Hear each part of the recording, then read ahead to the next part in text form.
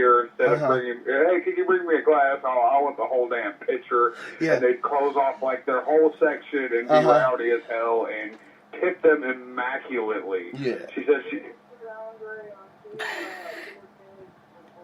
Andre came in? Oh, no shit. She said they had, when Andre came in, wow. they had to set up 2 beer kegs and put a board on top of it just so he'd have a seat to sit at. Andre would need a trash can. Andre would need a trash can to drink out of. She said Gary Lawler would explicitly order Coca-Cola. Oh, wow. He's not a drinker. Yeah. And he would firmly tell them that every time they went to go see them. That's crazy. That's cool. Yeah, I remember. After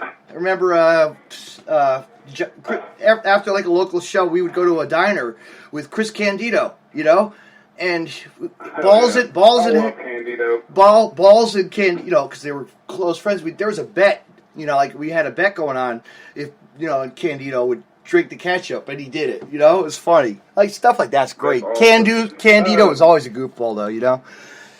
There's this really awesome, it's like almost like a punk rock pizza place down in the basement of this place called Spinelli's, and we all went after a show one night, and Axl Rotten hops on their little karaoke machine and is belting out Slayer at the top of his lungs, and it's like, and he did the most intense karaoke performance I ever saw in my life. That's cool. That was awesome. That's awesome, man. That's awesome. Yeah, a lot of stories, man, that you can tell, and like when I saw Mick Foley, I remember asking him a question at the a conference, or I love those Q&A things once in a while. You don't gotta be random and ask questions, I'd asked him what was like being thrown off the steel, what was it like? You were scared shitless to go against Taker in that cage, Yeah. Well, didn't Taker break his ankle as he's climbing up the cage? Yeah. I'm sure that was a high stress moment for both of them.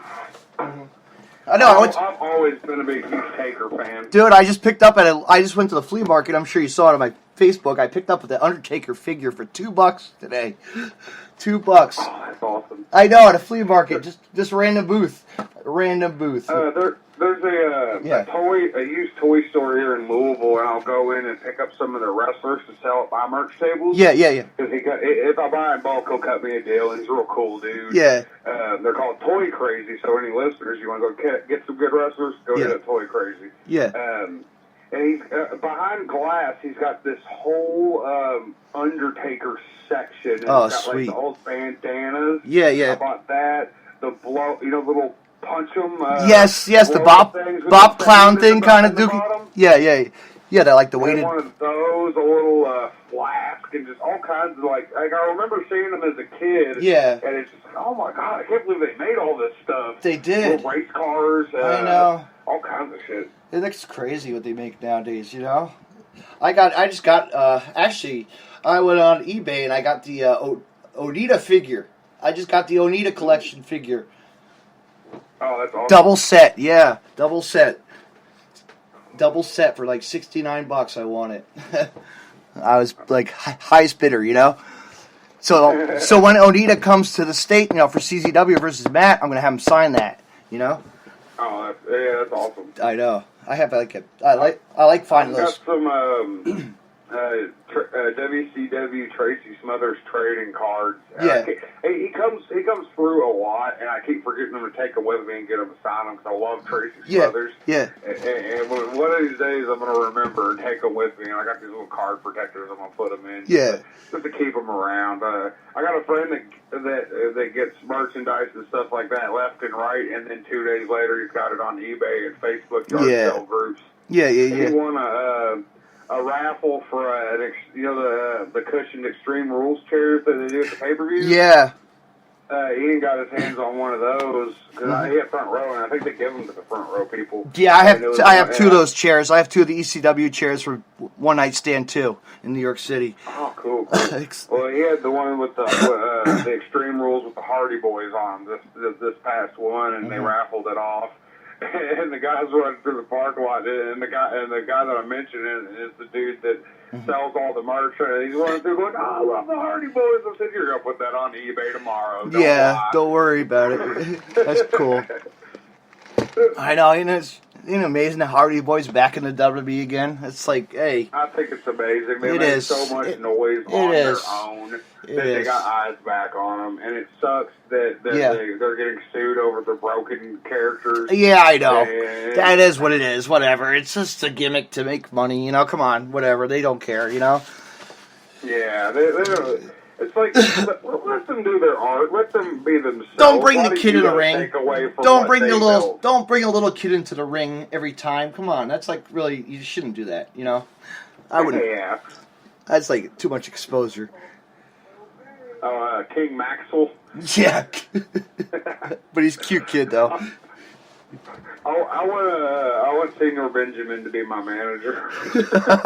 Yeah, delete. But no.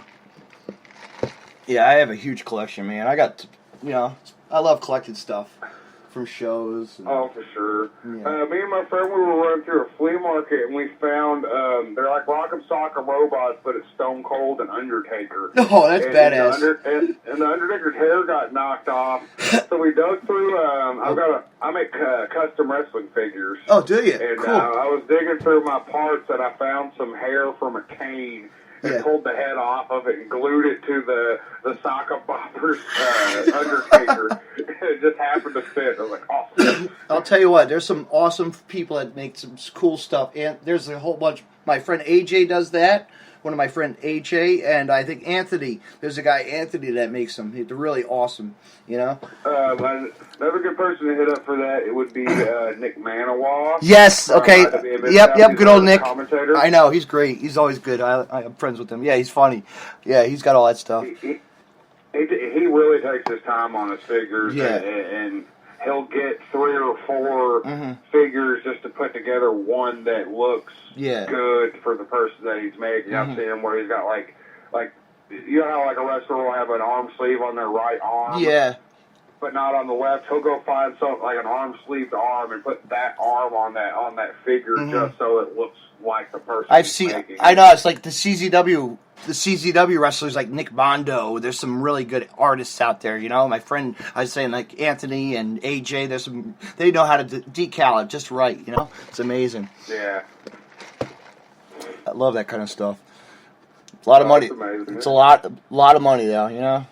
But it's fun. Have you ever seen any art that fans make for wrestlers? Dude, tons of stuff. People are so freaking. It's so cool. I know. I saw this one picture. I'm not sure who made it, but it was a cartoon of the hooligans fighting Roscoe Eats Lisa, and just the way that the artist captured how like the characters. It looked like they could just make a whole comic book strip out of just that. Dude, I was just like 3 or 4 weeks or 5 weeks ago. I didn't realize that the Jimmy Lyon, the wrestler Jimmy Lyon, created does artwork. He made the bulldozer. And somebody. Really? I know, it looks badass. That's cool. That is cool. Awesome.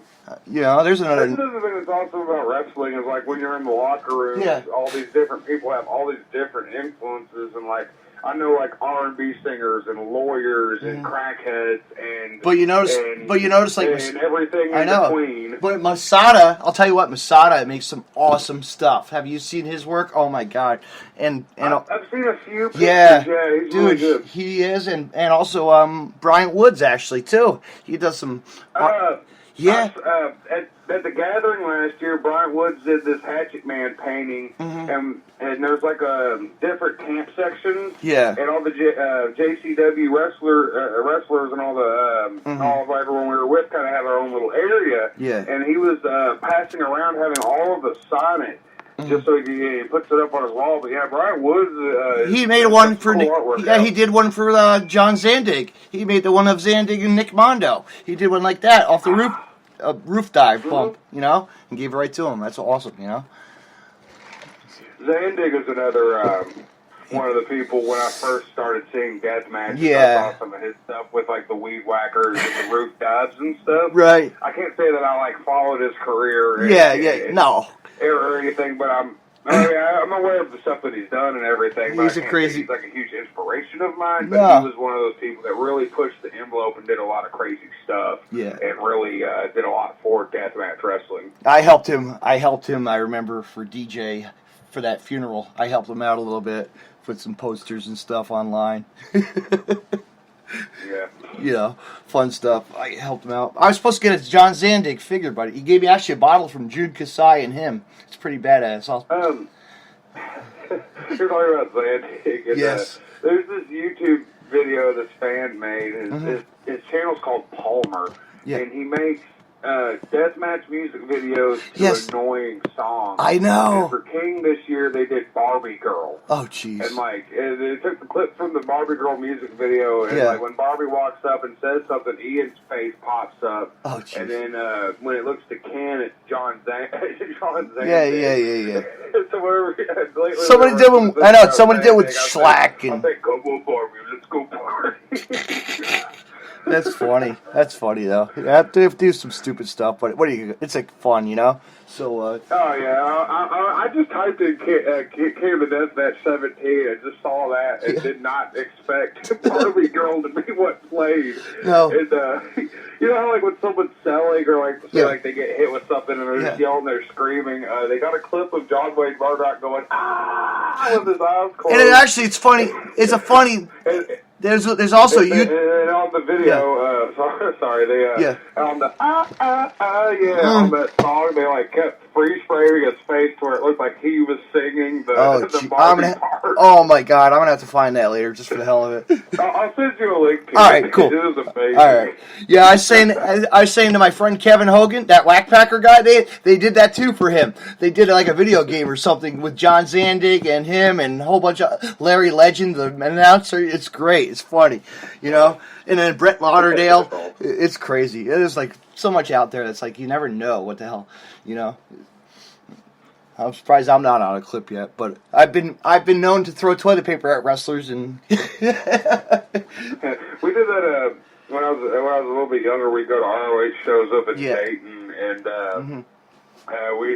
we'd get a few streamers for the people, for the wrestlers that we really liked, and a couple rolls of toilet paper for the heels that we liked. We love the heels. Cause, you know, once you're a wrestling fan, you don't really care. If they're a good heel, you love them. Yeah. And we throw toilet paper at them. Mm-hmm.